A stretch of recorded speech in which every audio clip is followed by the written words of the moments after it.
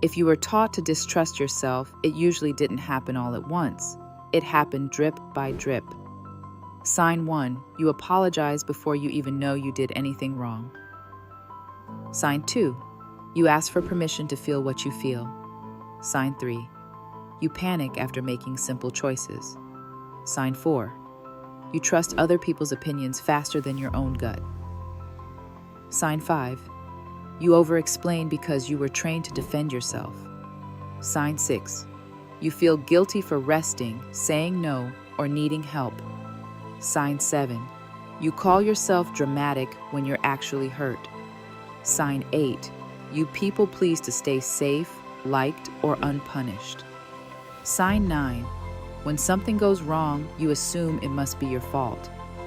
That isn't intuition failing you, baby. That's conditioning.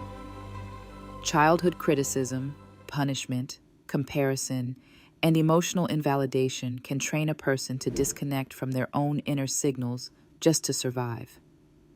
But hear me clearly. Your inner voice isn't dead. It's buried under fear, shame, and rehearsal. And buried isn't gone. You can rebuild self-trust one tiny act at a time. One honest no, one unrushed decision, one moment of believing your body before the crowd. So tell me, legends, which sign hit you hardest? And what's one way you're starting to trust yourself again?